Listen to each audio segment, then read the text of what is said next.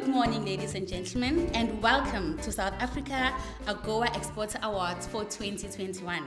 My name is Khomotso Masela, and I will be your host for the day. Before we start with the proceedings, I'd like to acknowledge the presence of all our dignitaries that are here, all our people that are joining us virtually from here in South Africa, in the southern region, as well as in the United States and everywhere else in the world. I would just like to make sure that everybody feels comfortable, and I hope everybody is sanitized in this room and wherever you are. Before we proceed, I'd like to ask to all please stand as we sing the national anthem.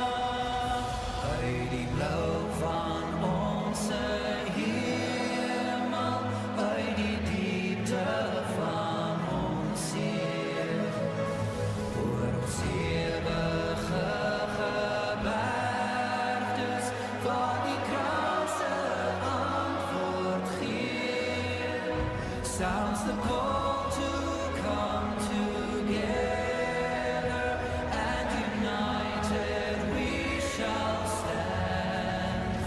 Let us live and strive for freedom in South Africa, our land.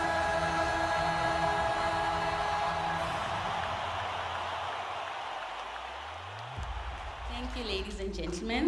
All protocol observed.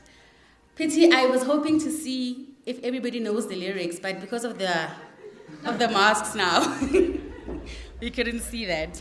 So that's one thing that's the beauty of COVID. I know there's pros and cons, but the one thing about COVID is that it hides a lot of things that you want unseen, and also the fact that it's made communication so easy amongst all of us. We have guests now that are able to join us virtually and literally feel like they're here at the event. So that's one of the best things. Having that said, I'd also ask all our virtual clients to please put your microphones off as well as the videos as we're going to proceed so that there's no disturbances. We would love to see how good you look, but unfortunately just not today. I will just enjoy this view that I'm seeing from up here. At this moment, I'm just gonna ask one of our guys here to come and perform, Thabiso Tabete from Afri Drum Productions. Can we please give him a round of applause as he comes up on stage?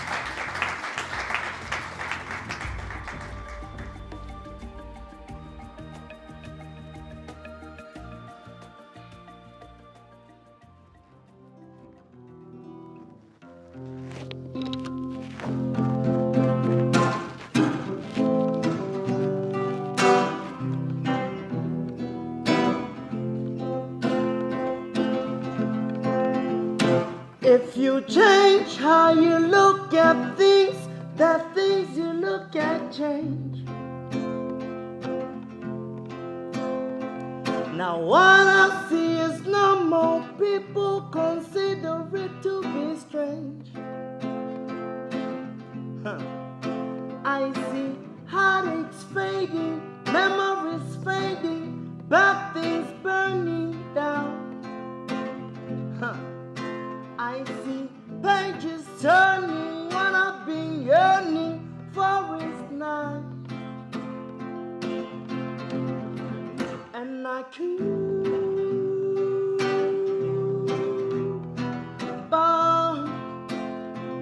on, yeah.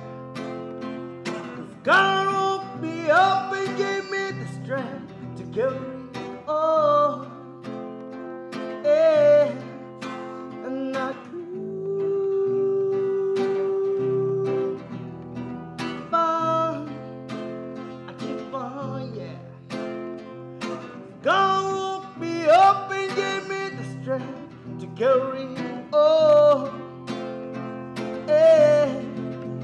Listen, they say your vibe attracts your tribe. So make sure you show some love to every soul in this life. 'Cause everything you do is either from love or fear. And so I choose to love and let all of my problems disappear. And I keep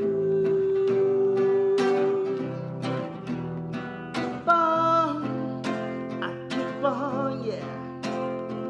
'Cause God woke me up and gave me the strength to carry on. And I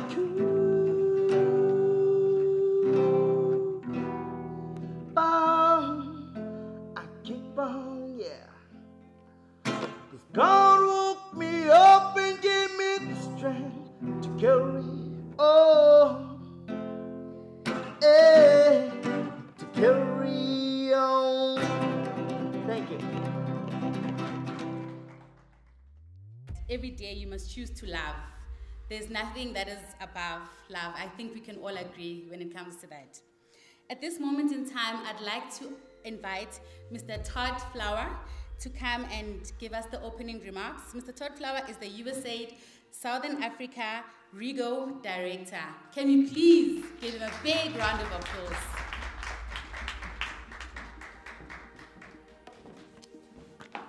Well, it's been quite a while since I've seen a live musical performance, so if we could get a couple more songs, I'd really appreciate it.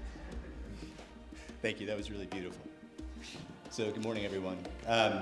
Good morning, ladies and gentlemen. First, let me apologize. Our Deputy Mission Director, Ralph Coring, was planning to be here this morning, and he unfortunately got pulled away at the very last moment. So I'm Todd Flower. I'm the Director of the Regional Economic Growth Office at USAID Southern Africa. It's my distinct pleasure to be with you today to represent the United States government. I'm pleased to join you all for the South African Annual Exporter Awards and to recognize the excellence and innovation of South African export firms towards reaching export markets, especially the United States. South Africa's Integrated National Export Strategy, or Export 2030, is premised on 4 pillars: improving the export enabling environment and international competitiveness, increasing demand for goods and services through market prioritization, diversification, and access, developing exporters, increasing export capacity, and strengthening exporter performance through the National Exporter Development Program, and finally strengthening export promotion mechanisms through enhancing South Africa's value proposition. The U.S. government fully supports this strategy, and through the United States Agency for International Development continues to partner with the South African government, provincial trade and investment promotion agencies, business member organizations, trade promotion service providers, and the private sector to promote exports to the United States. Today we celebrate our partnership and the firms that have successfully exported to the United States under the African Growth and Opportunity Act, also known as AGOA. The companies present today, or virtually, and all of the companies striving to export are critical to supporting South Africa's economic growth and job creation, and a testament to the depth of the country's economic diversity. At this time, I would like to thank our partner, the International Trade Institute of South Africa, for coordinating and hosting this event. USAID's approach towards the Exporter Awards initiative across the region is to partner with trade promotion service providers, such as the International Trade Institute of Southern Africa, who have a mandate to provide support to export-ready firms within their respective countries to access markets. South Africa exports billions of dollars worth of products to the United States, and nearly $2 billion of those products are exported under AGOA. The role AGOA plays in supporting exports is significant in supporting an increase in the diversity of companies and products, especially as AGOA enables smaller firms to export to the United States. The South African Annual Exporter Awards recognize those firms that are taking a risk to export to the United States and achieving impressive results. We hope that the recognition through these awards will bring more attention to our important trade relationship, the benefits of trade with the United States, and provide an incentive for more companies to strive to export under AGOA. Before I close, I would like to reaffirm the commitment of the U.S. government to support the expansion of diverse economic opportunities that benefit all South Africans, and continue to deepen the relationship between the private sector of the United States and South Africa. I applaud the public and private sector collaborative efforts to increase South Africa's export base and competitiveness while overcoming the turbulence created by the global COVID-19 pandemic, which we've all been dealing with for almost 2 years now. As I close, thank you to the exporters present here today.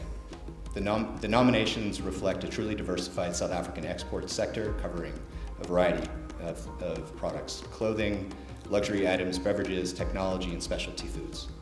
Congratulations to the award winners this morning. I wish you all the best and continued success in the future.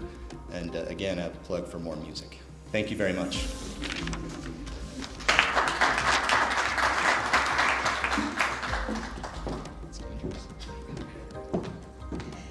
Tabiso, I think you must be here and just keep performing throughout all these breaks.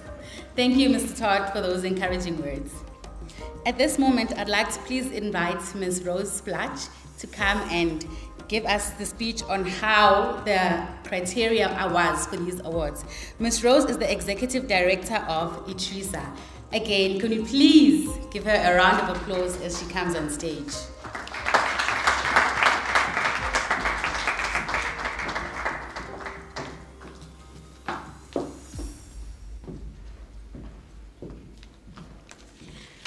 Well, I'd like to also extend my thanks to everybody who has come here today and who is joining us virtually through our multiple digital arrangements.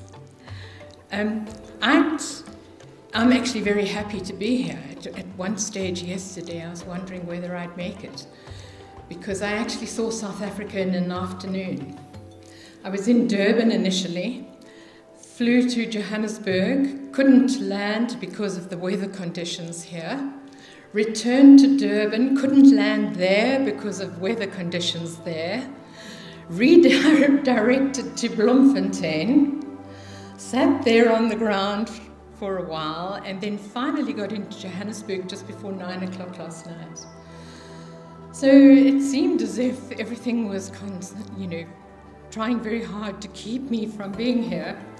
But today is actually a record-breaking event for us. It started a long time ago, in the early 1980s, when I was given an award to go to the United States and to spend some time at the International Trade Institute there, Marketing Institute in particular, which was connected at the time to Harvard University.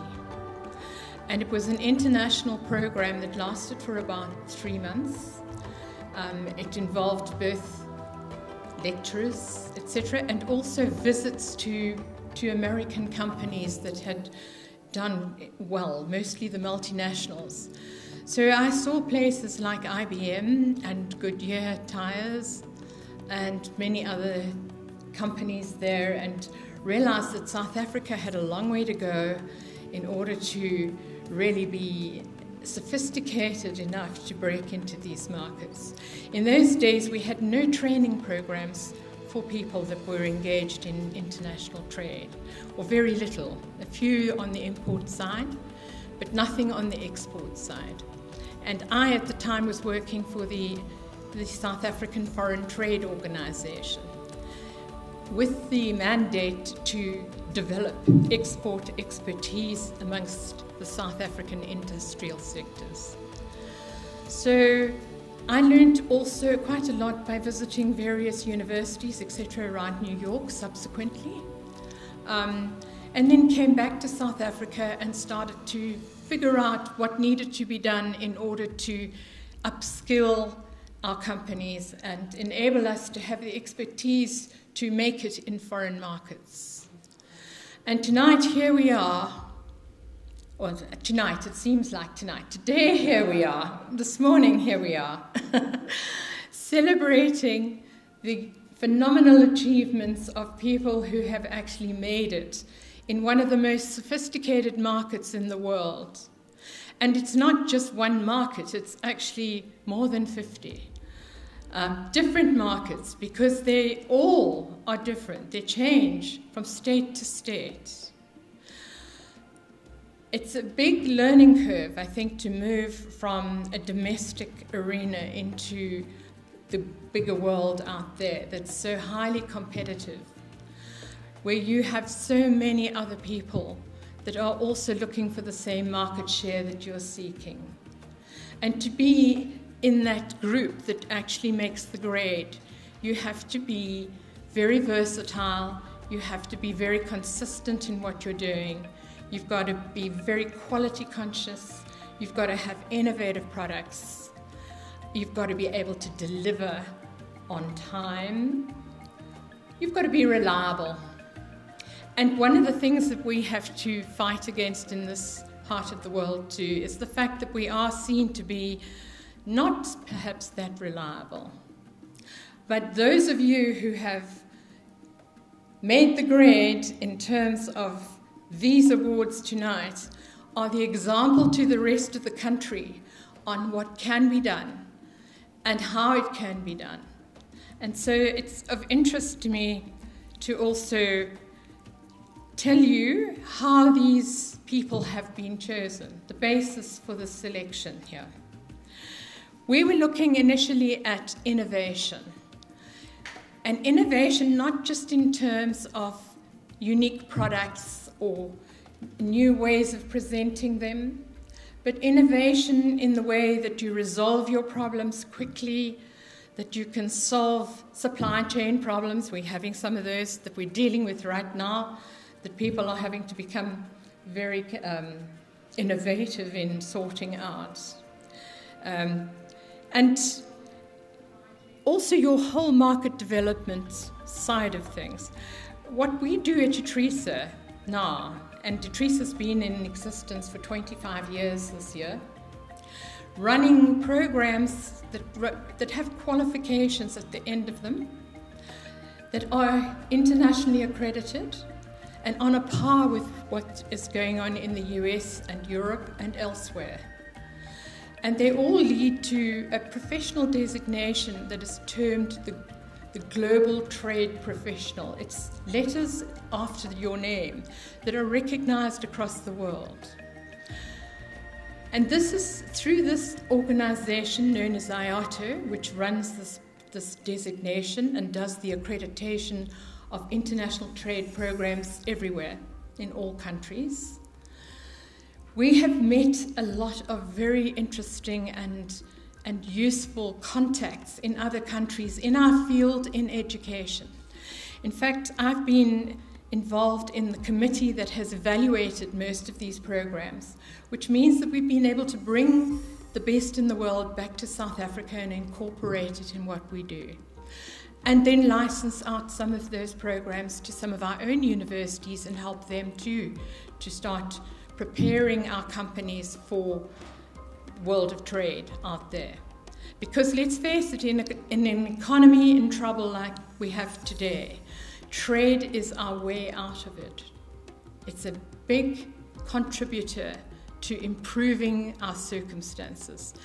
It's a huge contributor to job creation, to expanded business, to being able to offer young people, and in this country today we have in excess of 50% of our young people that are out of work. So we really, really have to grow this economy, and the best way to do it is through trade. Now, if you can make it in the United States, you can essentially make it anywhere. Once you have managed to get past the various barriers to entry and access those markets and grow those markets, well, then you can take on the world, because you have now probably conquered one of the most difficult markets.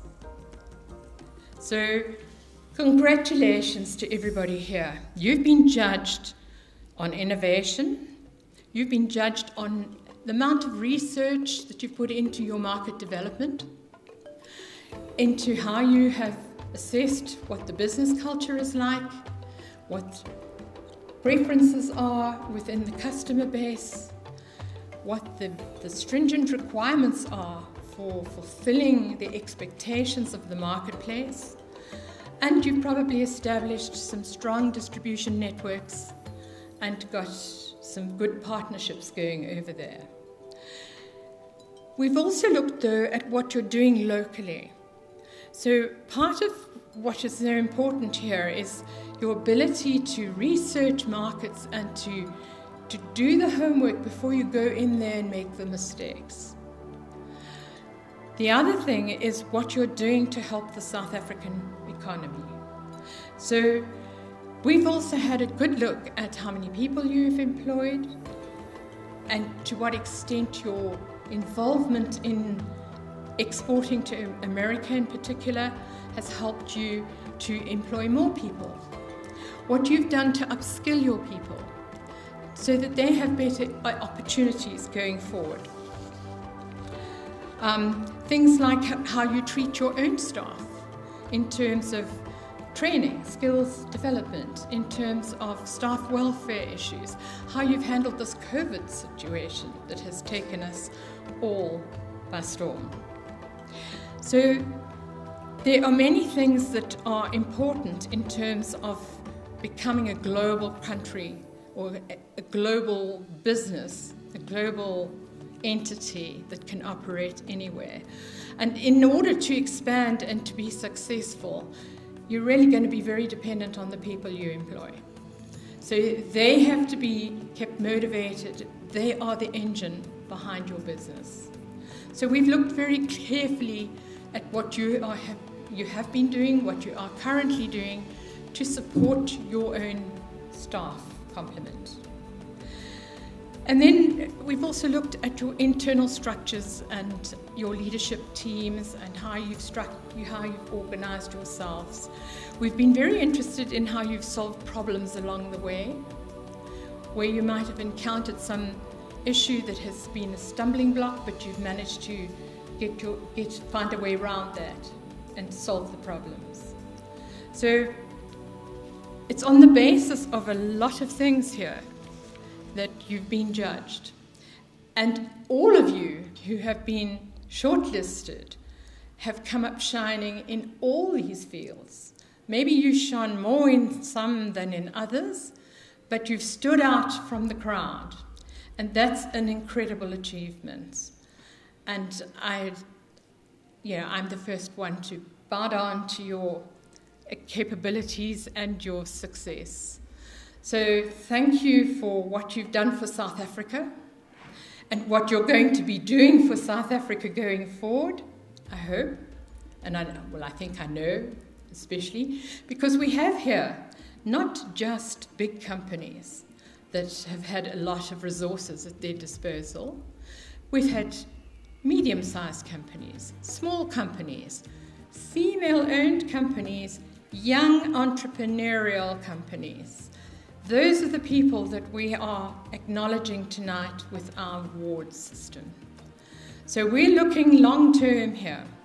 And this is, in fact, the inaugural awards event for the Exporter of the Year under AGOA to the United States. We intend to make it bigger and better every year, and we hope that we will have all the support from everyone involved here.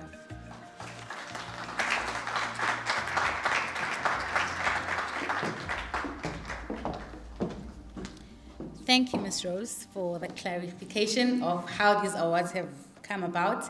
I must say it must have been a very challenging year for all the entrants, considering COVID-19 and all the restrictions that we had. And it's a big achievement for those companies to even be here and be rewarded, because nobody ever anticipated what was going to happen in these past 2 years, and here they are, you know.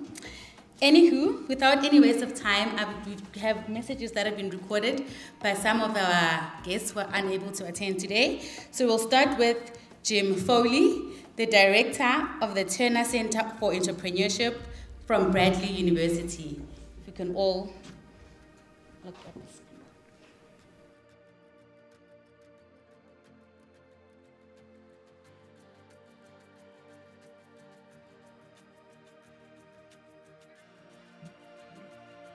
Hello, I'm so glad to join the 2021 South Africa Annual Exporter Awards event. Joining you from the United States, the place that is celebrating your export destination.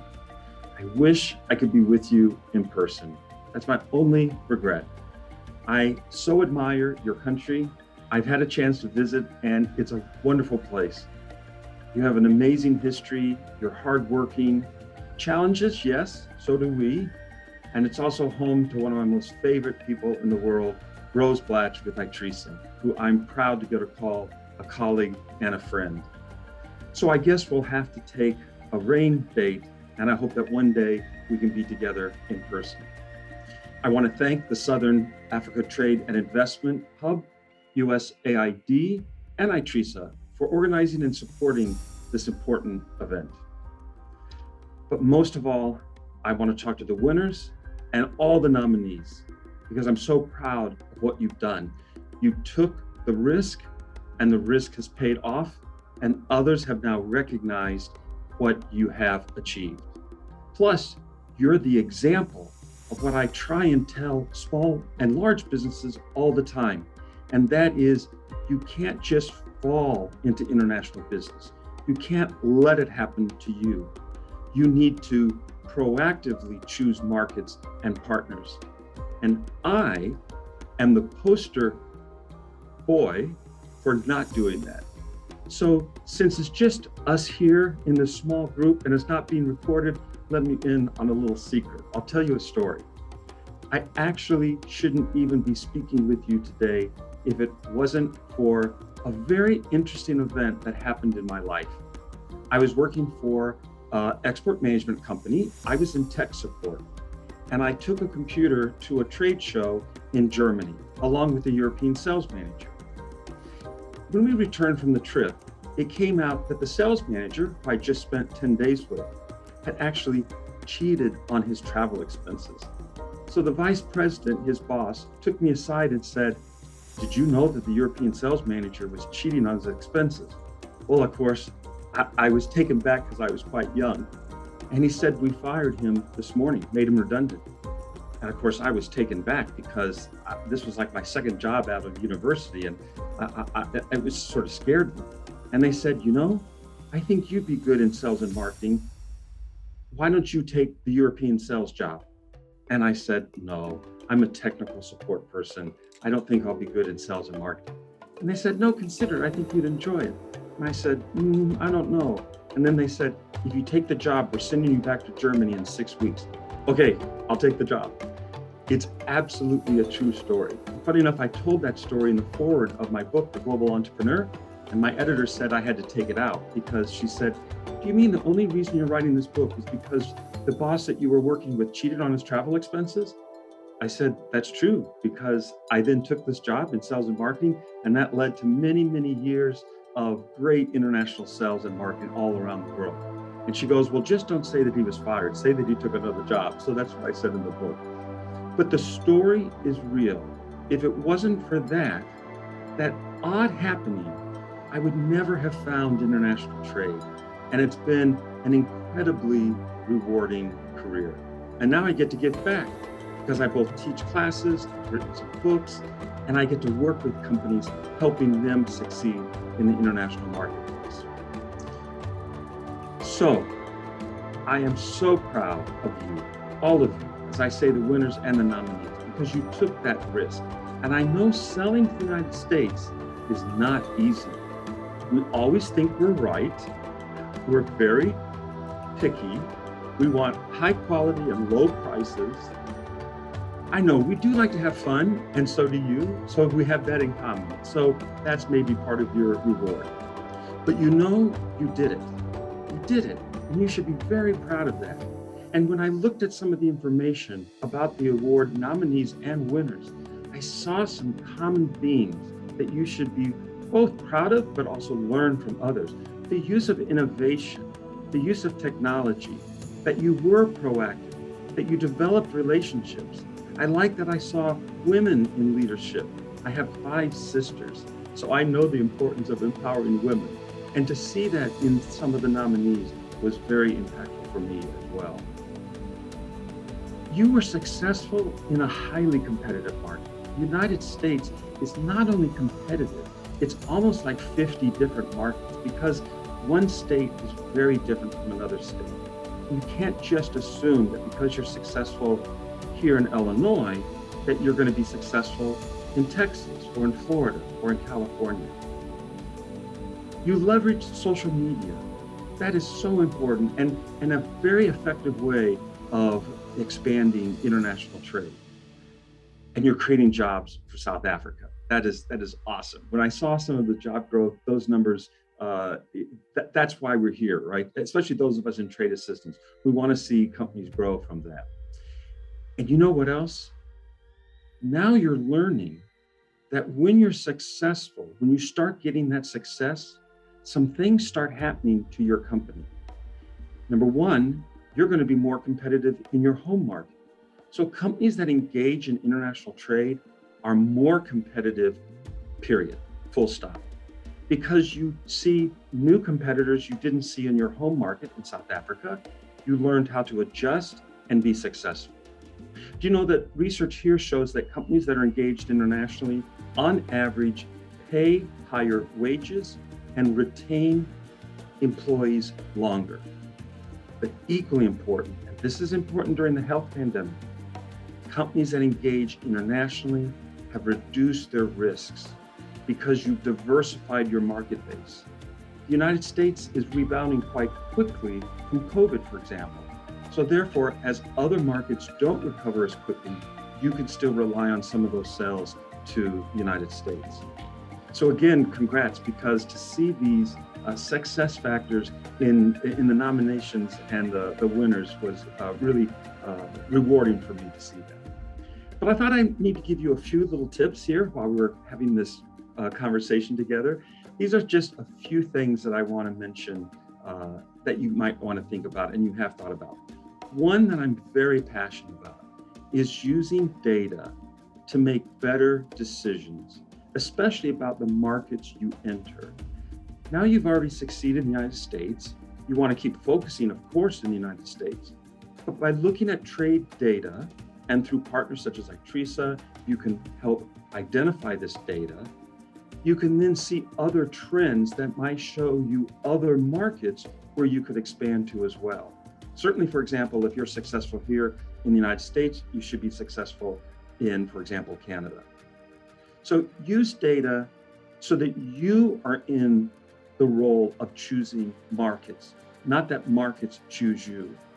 When you choose markets, you then also get to choose the partners. And that's the second big decision.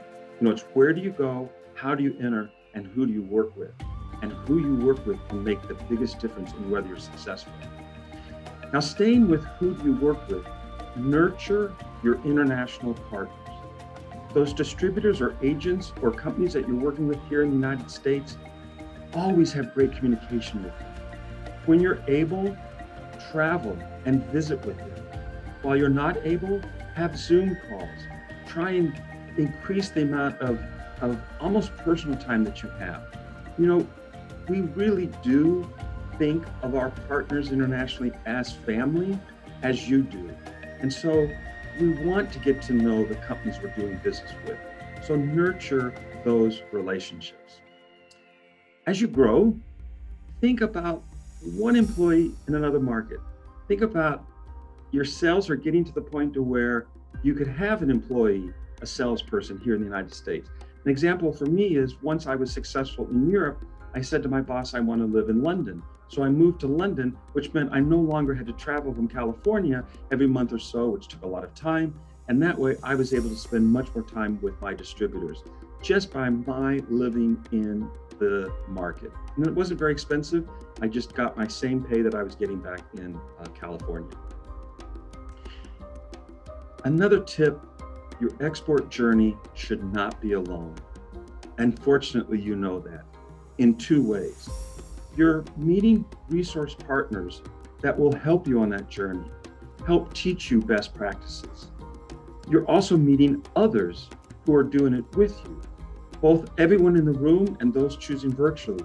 Reach out, get to know them because they've been through the same journey as you have. And my last tip tip is find a mentor and then be a mentor. You know, I wouldn't have made it in Europe had I not found some really kind people who took me under their wing and said, I need to give you a little bit of advice. You Americans, for example, think all of Scandinavia is one country. But really, Scandinavia is 4 different countries. So don't appoint one distributor for all of Scandinavia. That's a typical mistake Americans make. That's just one tip I know I learned from mentors that I had. From pricing to marketing to how to hold international sales meetings. These are all things I learned from my mentors.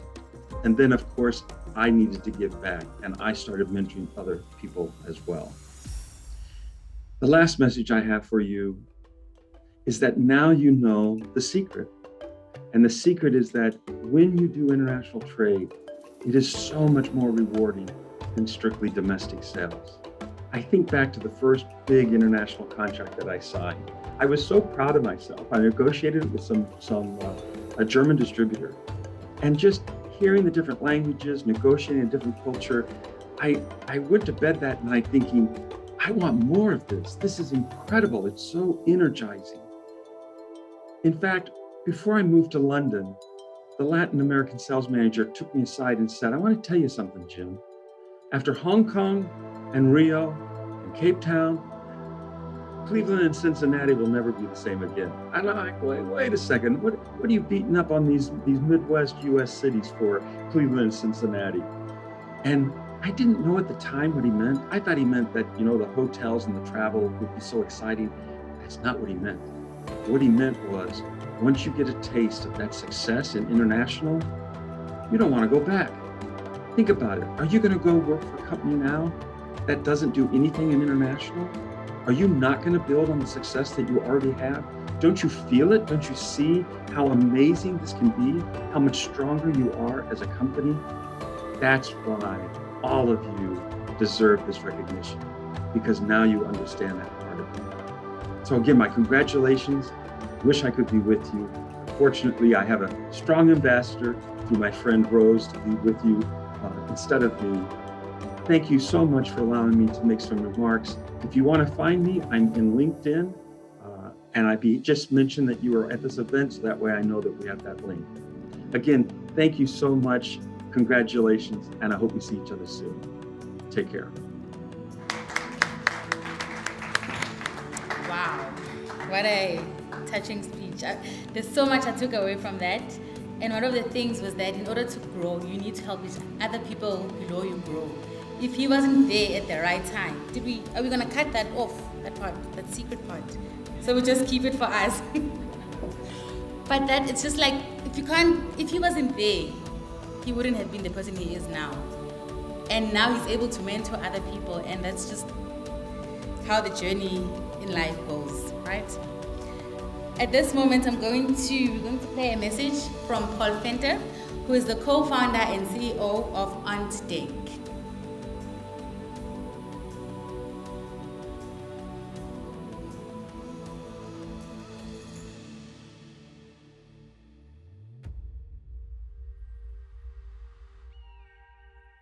I'm grateful for the opportunity to speak at this event, and I want to start by honoring each one of you today. We've had the privilege to work with some of you, and through this award process, we have also come to learn about more remarkable South African companies. I'm speaking to you from South Lake in Texas. Our business is in the business of making South African companies win in North America. From our vantage point, South Africa is an increasingly important part of global supply. Our country's unique blend of people, circumstances, and resources makes South Africa a powerful international partner. And you and your teams are leading the charge. The trend that we are observing suggests a very bright future for South African exporters. International trade is complex, and launching into biggest markets like the United States is not easy, but it certainly is worth it. Beyond your personal success, you're also blazing the trail for others to follow, and you are creating jobs that impact communities. We honor your pioneering spirit. I would like to share a few things that our team and on deck have learned on how to succeed in the United States. This is from our leadership team to yours. Firstly, when starting out on your US expansion, start small, but do not confuse starting small with trying to do things half-heartedly. Do your research, plan well, craft a niche, and go after your spot in the market in a deliberate way. Ensure that all aspects of your business operations, like sales, marketing, order management, and warehousing, are in sync with one another. It really does take an holistic approach. Secondly, keep your value chain as simple as possible. The fewer connections between you and your customer, the higher the probability of sustainable success. Many markets allow for intermediaries to take your product to market. However, the US is arguably the most competitive market in the world. The effect of that is that the market is substantial, but your competition probably also thinks so. Too many middlemen in your supply chain will ultimately increase your shelf price and jeopardize your competitiveness. Thirdly, plan for a sustained presence. We see companies taking a short-term approach to see if they can gain traction. This rarely works. The US buyer wants suppliers that are worth betting on and that will stick around. And lastly, and probably most importantly, build trust relationships. Remember, we are all in the human-to-human business. It takes time to develop trust, and that is why sustainable presence and personal connections are important.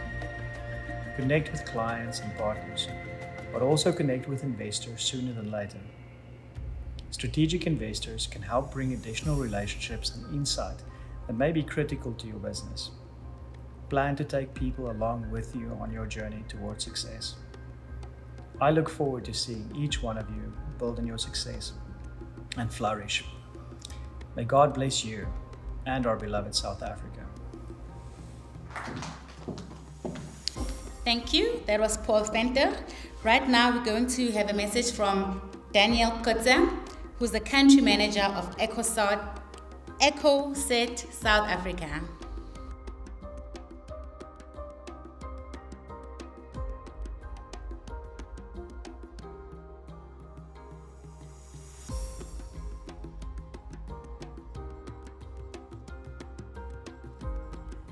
Firstly, congratulations to everyone participating in this event. It's been a really tough year, I know, for businesses, for export, for trading in general, and you guys not only survived, you thrived. So congratulations for that. I've got a lot of respect for each and every one of you. So I work in the sustainability sector, and we do third-party certification, whether it's organic, fair trade or cosmetic certification. And I know that there's quite a few participants in this event that also participate in this specific sector. And the good news is that the sector is really growing at a really quick pace. It's expanding, and it's not only on a local scale, it's really on a global scale. There's a younger generation now that we find that's asking questions about how we've been doing things in the past, and they want to know how do we ensure healthy soil in the future, how do we ensure healthy products in the future. And us as EcoSet as a company, we really strive to act for a sustainable world, and ethical and sustainable trading is really at the backbone of that. The growth in this sector has opened up so many possibilities in trade, and specifically focusing on trade from Southern Africa to the US, looking at organic trade from EcoSet clients. This has grown in the last 12 months. It's grown by more than 35%, which is massive. Looking at specific products, I think there's a big focus also on indigenous products. So rooibos, no surprises there being the main product at about 37% of exports. Baobab, products, which is about 26% of the total exports from our clients in the US. And then other indigenous products also include honeybush, devil's claw, and then also some non-indigenous products, that's wine and essential oils. So there's a wide range of products that's been traded. And I think today we need to distinguish our product more than ever. And I think it's really important to always be on the lookout for new opportunities and new ways to be able to do this, and also to engage with a new generation of consumer. And according to me, I know South Africa has got a lot of challenges, but I strongly feel that with all of these challenges, there's really equal opportunity as well. Thank you for that. And our last speech will be from Trudy Hatzenberg, who is the Executive Director of Trelac.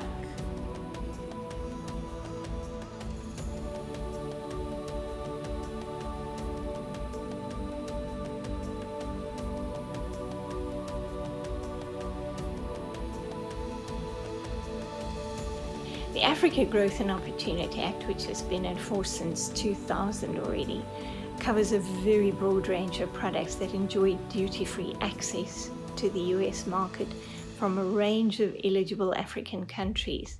It covers agriculture, industry, food processed products. Very importantly, from a South African perspective, of course, the automotive sector and all the products from motor vehicles and various components are eligible for duty-free access. Very important also, not only for South Africa, but for many African countries, has been the clothing and textile industry. And in fact, for a country like Lesotho, an entire industry, indeed a value chain, the clothing textile value chain has developed as a result of the preferences under AGOA. So it has attracted foreign direct investment, initially from Taiwan and then more recently from China and other sources of investment, including also from South Africa, to expand textile production and in particular garment production, destined very much for the US market. But I want to tell you a little bit about a rather interesting case. South Africa's wine exports are eligible for duty-free access to the US. But we haven't really taken, I would say, enough advantage of that opportunity. But there was a development a couple of years ago, quite unexpectedly, that gave us a particular advantage when it comes to our wine exports. And it had nothing to do with the wine industry. In fact, it's related to the civil aviation industry. Now, the global civil aviation industry is dominated by Boeing and Airbus. Boeing, the US firm, Airbus, a French firm.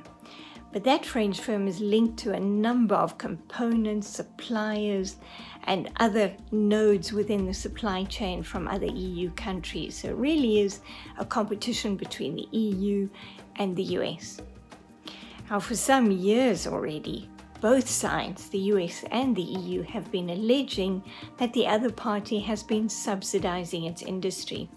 And eventually, both sides took disputes to the World Trade Organization Dispute Settlement Understanding.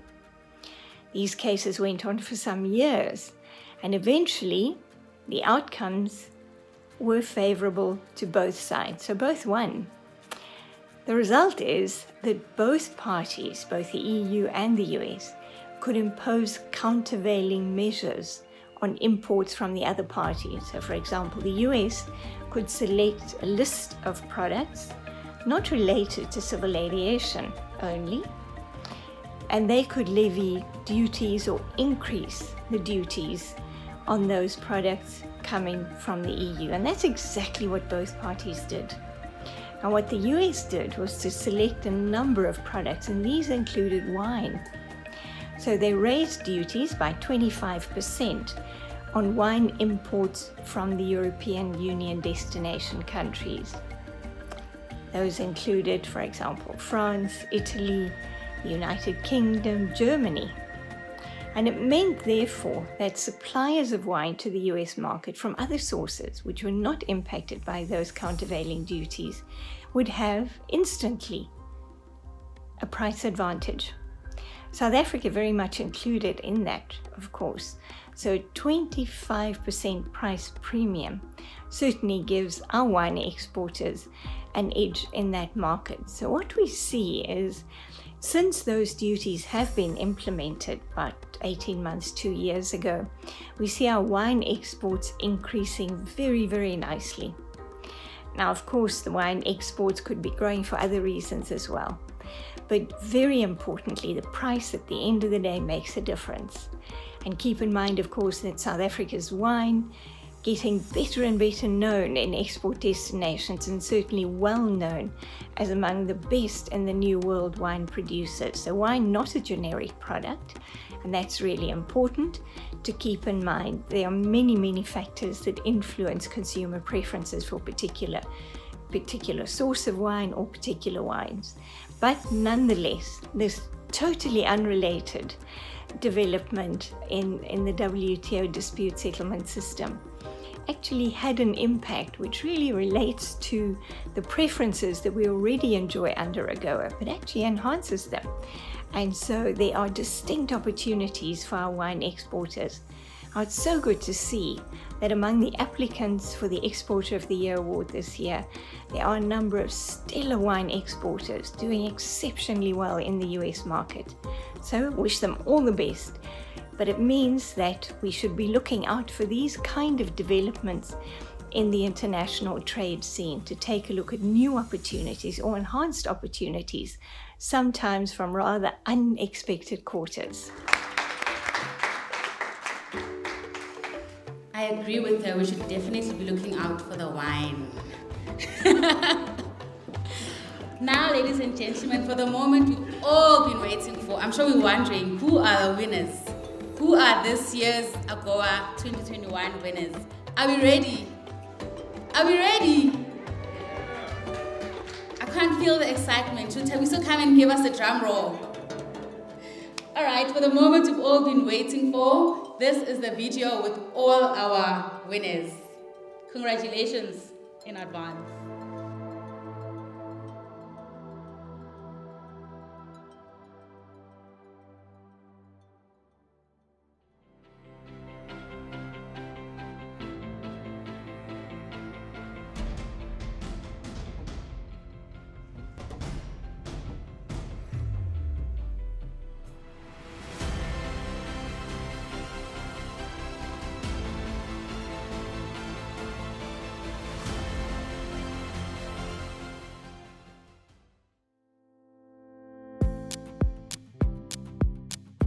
The business started in 2016. It was a discussion between myself and my business partner Nick Dreyer, old school friends. We were discussing the fact that South Africans didn't really look representative in the 2016 Rio Games. The one thing that we sort of settled on was that we could have been wearing velscreen as an apparel item for the Olympians. And that's how the business started. You know, we want to be the champion brand for South Africa, where we celebrate everything that is great about South Africa. We've dubbed a line called South African This, which relates to all the great characteristics of South Africans. And that's what our brand stands for, is to export that sort of excellence. So we initially started off with just one range. We called it our heritage range. It's the traditional velscreen. And over time, as our exports grew, we had to increase our basket to about 10 different ranges. One of the key things for velscreen is that we prefer to support collaborations over competition. We are huge fans of all other companies and brands that manufacture in South Africa. So we have reached out to many of them and launched collaboration products in order to stimulate, the economy, just like share the spotlight, with other companies.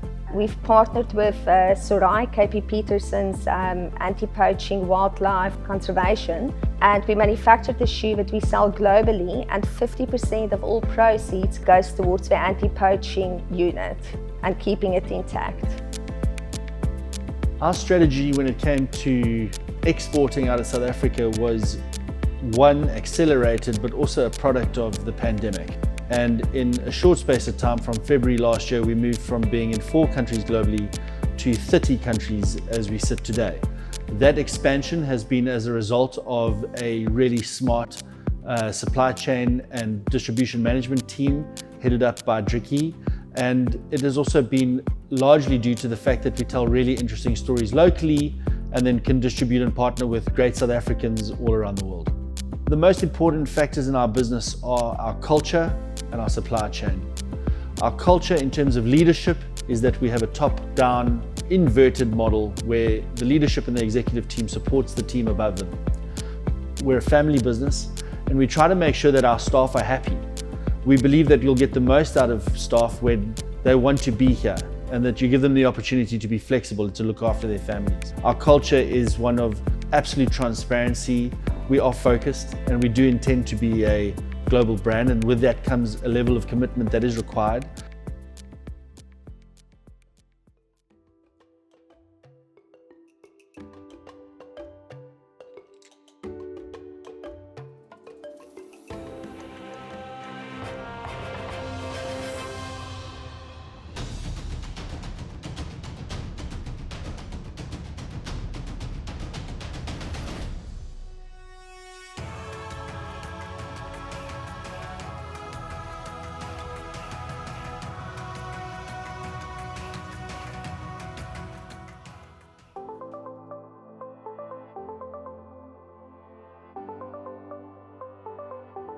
Two Green Lemons is our holding company, and it started because we wanted to put a premium tonic water into the South African market.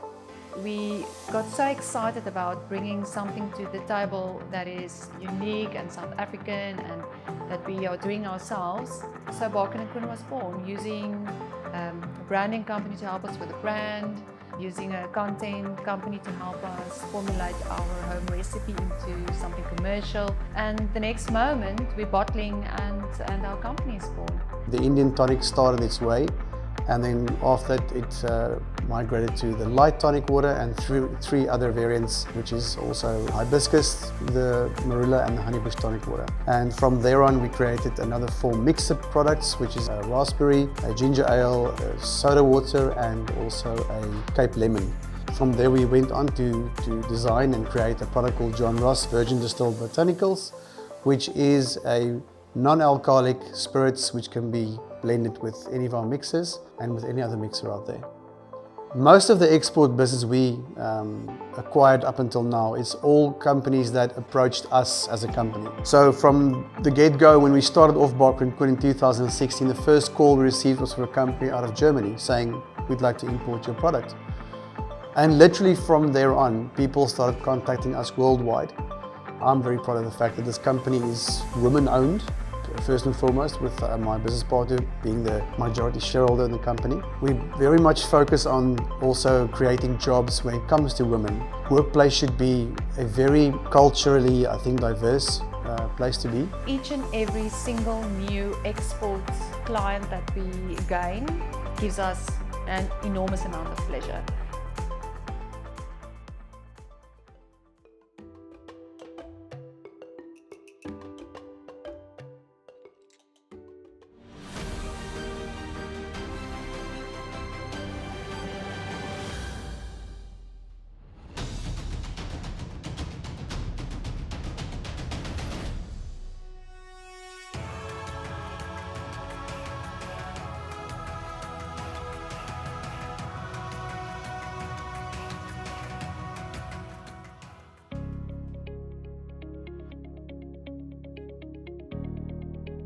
The company was established back in the 93s.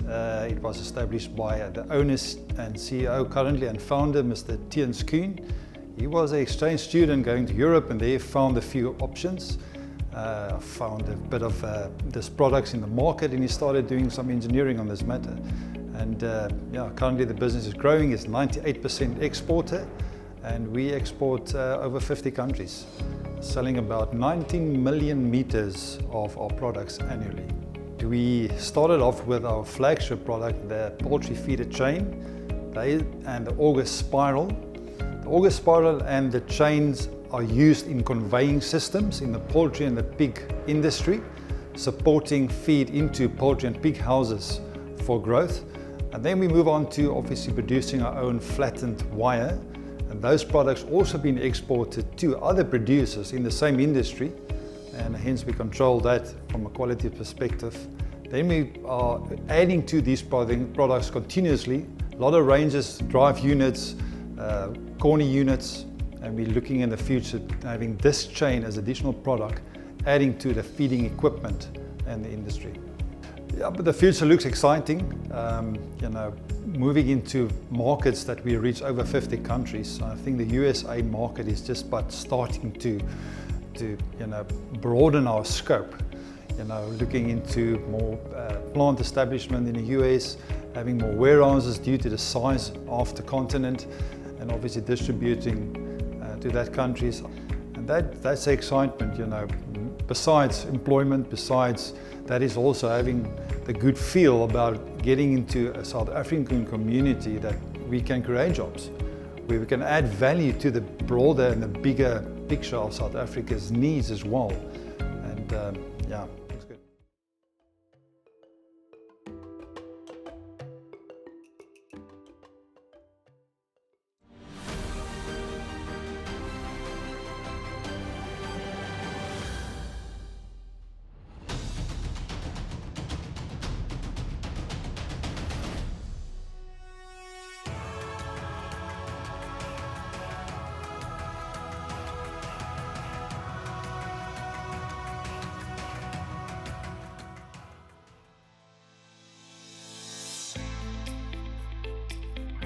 Hi, I'm Tracy Folks, founder and co-owner of Nomu Brands. We're incredibly honoured to be nominated for the AGOA Female Exporter of the Year.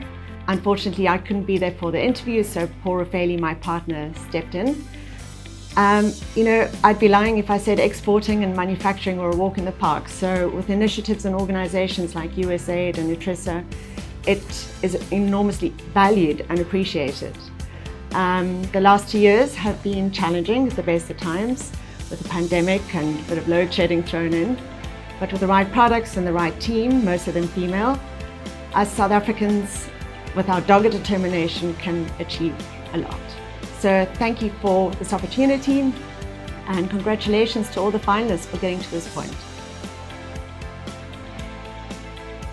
My name is Paul Raffaele, and with Tracy Folks, my wife and partner, we own Nomu Brands, which is a South African independently owned food business located in Cape Town that produces a range of lifestyle products, about 200 of them, that we export to around 24 to 25 countries at the moment, including the US.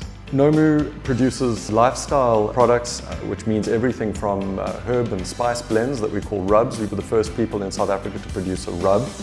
Now we do grinders, dippers, liquid concentrated stocks that in Europe would be called fonds.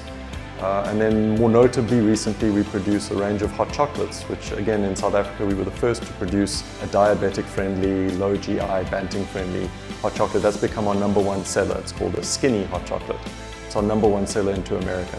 One great achievement is that we were the first South African company to enter the CL International Food Competition or Design Competition. We won the Grand Prix. After a couple of years in the States, we were also supplying to companies like Trader Joe's, Whole Foods, those sorts of stores. And for us, for a small privately owned concern in Cape Town, we just were kind of tickled with that sort of growth. We didn't think it would happen the way it did. Nomu's primary philosophy is all about breaking through the clutter. So the one simple mantra that we always live by is if you aren't breaking through the clutter, then you're just adding to it. If it weren't for our attention to packaging and presentation, not to mention obviously the quality and the ingredients, it's entirely likely we wouldn't have attracted the attention that we did. Every Nomu product should be built on quality and consistency and accessibility.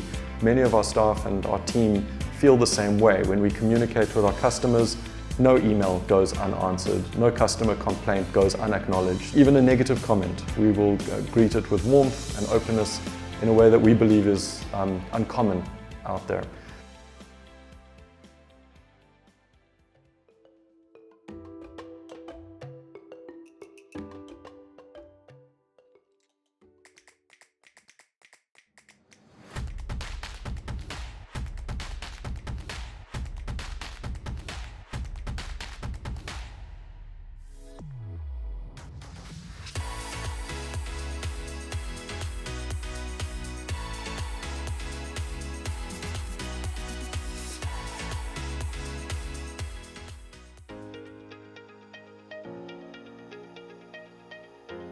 Asha 11 started 3 years ago, and really the driving force behind the brand is sustainability in both terms of environmental and social impact. We have a strong focus on the textiles.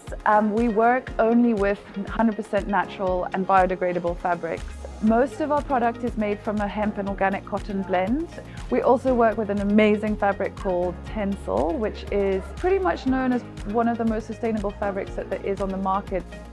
Everything has shifted online, and I think in some ways, in terms of the export market, it's working a bit in our favor, because previously, in order to reach the export market, there was expectations of, showing at trade shows in America or in Europe, which obviously carries a huge expense with it. Whereas now, buyers are all shifting their buying practices to the online space. So I think the opportunities have grown considerably.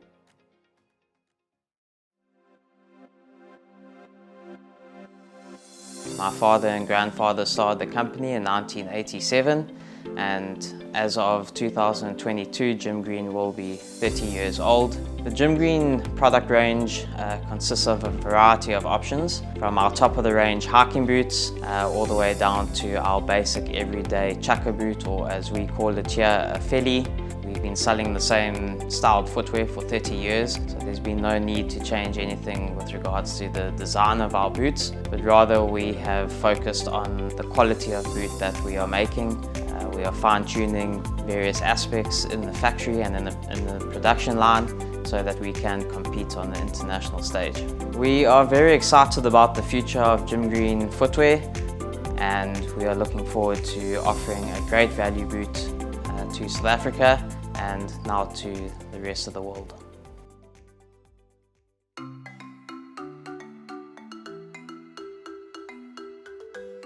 I am the co-founder alongside my mother of a business called One of Each. We're based here in Cape Town, and we manufacture and design luxury leather goods as well as African-inspired fashion apparel. We've been producing luxury items which we've managed to export through the past 7 to 8 years, and it's been an incredible journey.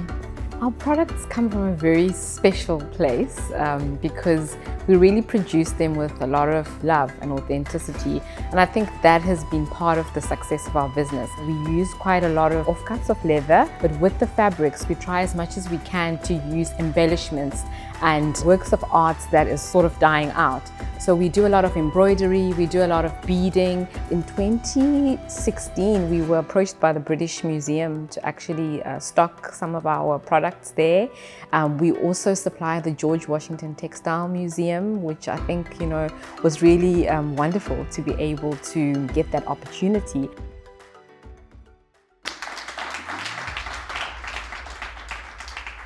Congratulations to all our winners. I believe all these winners, it's well deserved, again, considering the current COVID-19 situation that we find ourselves in. So, ladies and gentlemen, for all our winners, you don't need to worry. You'll be receiving your beautiful, very heavy, stunning trophies. They'll look out for your mailbox. They'll be coming to you as soon as possible. Wow, I must say these are very, very, very nice. Thank you once again, and congratulations to all of them. Can you please give them another round of applause? So today, actually, we do have one of our winners today. We have Ms. Driki Zondag, who is the COO of Veldskoen Shoes, one of our winners for today. Can she please come on stage to receive her award?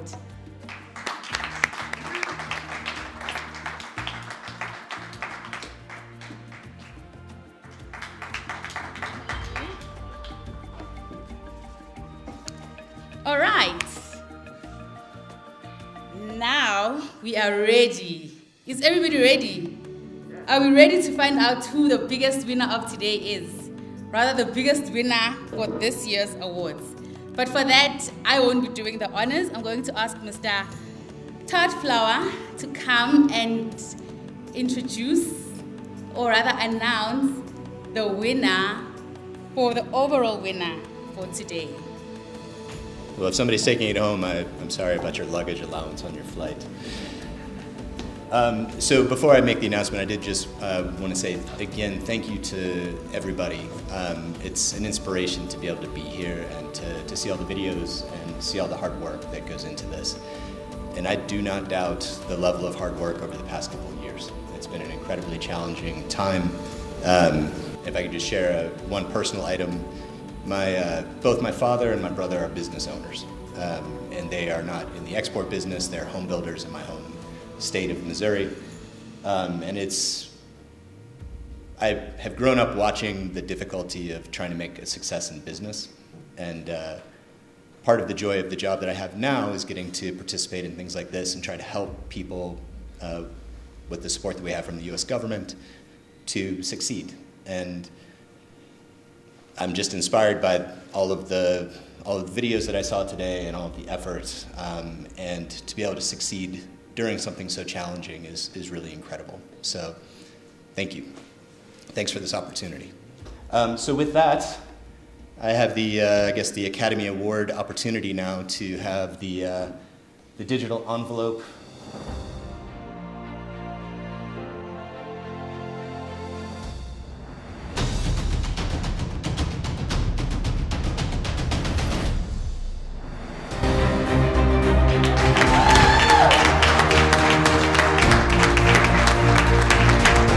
Congratulations to the technical assistants.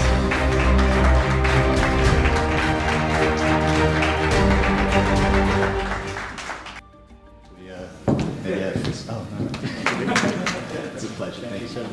Mr. Todd? Oh, there's more. Thank you so much. Thank you. Thank you.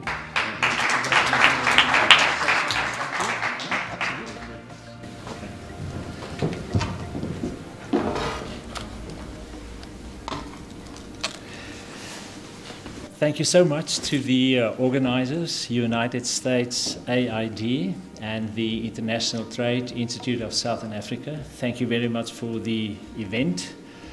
It's a great pleasure for me to stand here and accept these awards. The export of technical systems started in 1993, but my first introduction to the United States was when I just turned 21. I visited the US as a student, third-year engineering student from Stellenbosch University, Georgia Institute of Technology. Did my thesis at part-time with Professor D.W. Halpin. IBM just issued their personal computers then. I was introduced to something very amazing I saw on campus. A line of people would line up against the wall, 10 or so of them, and there's a kind of a window in this wall, and they one by one would step forward and they type in a code in a keypad and money would come out of the wall. So that was my introduction to the ATM. Technical Systems started in 93, exporting 98% of our production. The US is an extreme difficult market for us, very competitive, very spoiled market as well. And the recent growth in the past year can be contributed to additional market share we have. We are represented by a wholly owned company, Technical Systems Inc. in Fort Wayne, where we have a warehouse and from where we distribute. And the recent growth is not on price. Close to 10% of our production goes to the US. That is achieved not by price or by any means of a soft currency, but by equipment reliability. We outperform our competitors in the US. The products we manufacture is chain related. It's only as strong as the weakest link. The reliability of our product has enabled us to get more market share in the US. The difficulty to work in the US is overcome by a warehouse and goods service, and we are on top of the game in the United States with our customers. We're looking forward, and I would like to thank you, the organizers, for this wonderful event. Thank you for this honor, and this trophy I will take back home to our 400 employees in Cape Town, and I honor this trophy to them. Thank you very much, and I'm looking forward for the space for next year, and good luck for the event going here forward. Thank you so much for the opportunity. Thank you and congratulations once again, sir. So I'd like to have a special mention to one of our runner-ups who's here today, Ms. Roselle Abramson. Can you please raise your hand? Congratulations for being the runner-up for the Top Women's Awards for Fame Boss. Can you just please wave so everybody can see you? Congratulations and thank you for joining us today. Thank you. Another special mention to all of the companies that took their time and participated in this year's competition. We recognize all the efforts and we congratulate you for actually being nominated to being part of these awards. Can you please give them a round of applause? And we hope for the best for next year and all the other years. Thank you. Thank you in that regard. And before we close off, I'd like to ask Ms. Rose Splach to come and just give us the closing remarks before I tell you what we're going to do after this.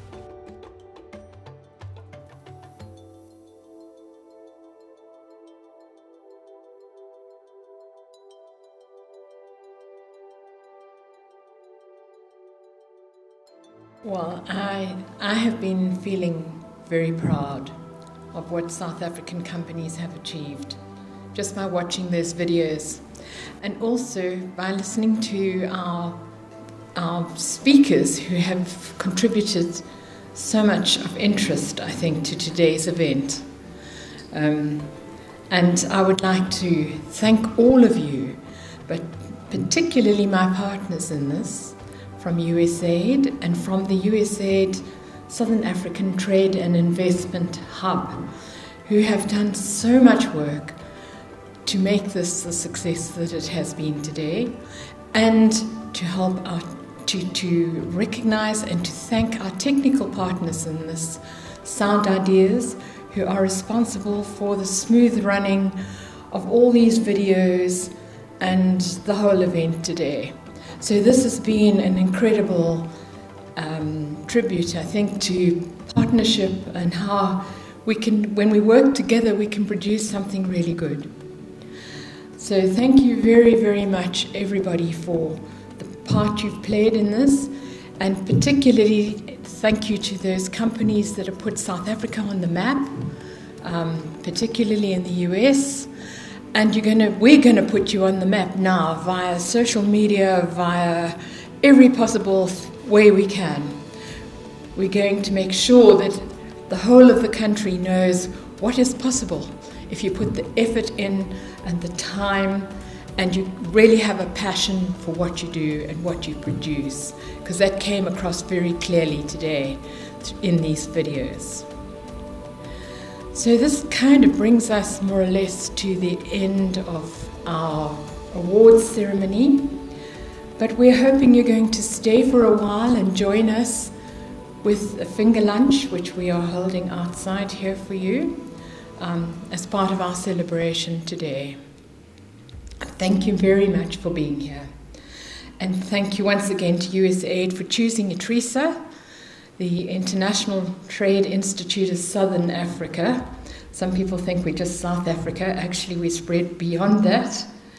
And I'd like to mention that Jim Foley, who spoke from America, one of the earliest speakers, is actually a past president of the International Association of Trade Training Organizations. So he has also a heavy interest in trade development globally. And I think that came across in his very engaging way.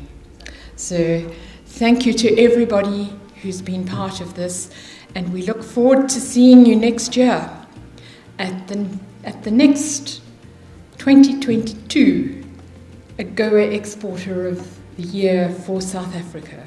Thank you. A special thank you to Anthony Norman and Associates for auditing our results for today. Special congratulations to all the winners for the night. We thank you for continuing to grow the South African economy. We can only hope for the best going forward. And we just hope for more trade, more money, more happiness from everyone. And thank you for joining us and for listening to me. We hope that you enjoyed today's event. Like I said, Ms. Rose, after this, some of us are going to party. We're going to have our little lunch, and Thabiso is going to perform for us. In closing, then you will see how we do things this side of town. So ladies and gentlemen, thank you for joining us. And I'd like, for the last time, to introduce Thabiso Tabete from AfriDrum Entertainment to come and perform our last song.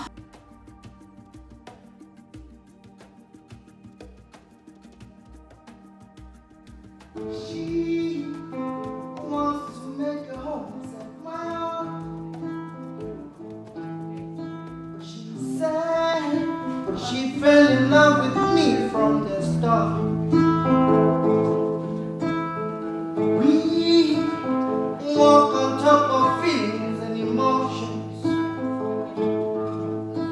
We built our lives on promises and devotion. Can you ask God to hold you with this, my dear? 'Cause I love you so, you're so honest, you're so real, you don't pretend. 'Cause I just want to kiss you, to feel you, I just want to hold you, to touch you before I die.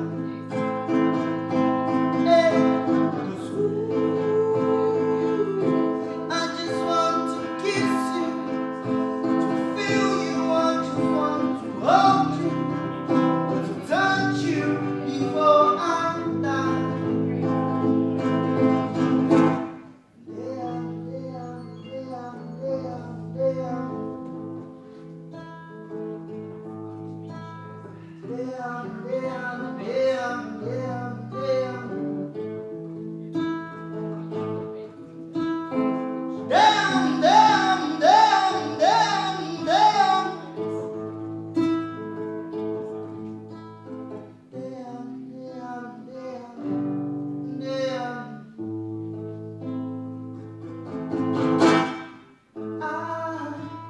Strip my broken soul naked for you. Then you cry in disbelief of my own wounds, my soul was bruised. Can you hold me with your heart and never let go? Oh, can you rush your feet to my life and never be slow? Oh, can you ask God to hold you with this, my dear? 'Cause I love you so, you're so honest, you're so real, you don't pretend. 'Cause I just want to kiss you, to feel you, I just want to hold you, to touch you before I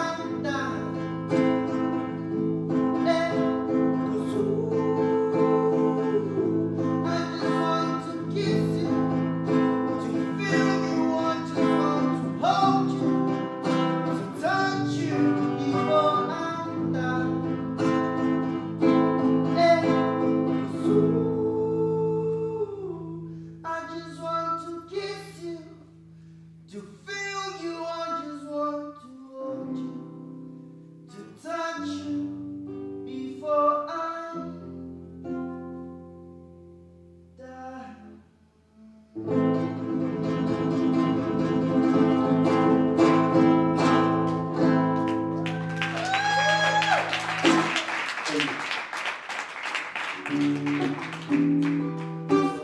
Ladies and gentlemen, my name is Thabiso Tabete, and I'm gonna do 2 more songs. Don't feel under pressure to give me attention or anything. Enjoy your time here, and just have a good time. By the way, this is original music, so if you like what I do, you can just Google me on your favorite streaming platform. Anyways. I've been looking at your eyes, the way you set me, had me hypnotized. I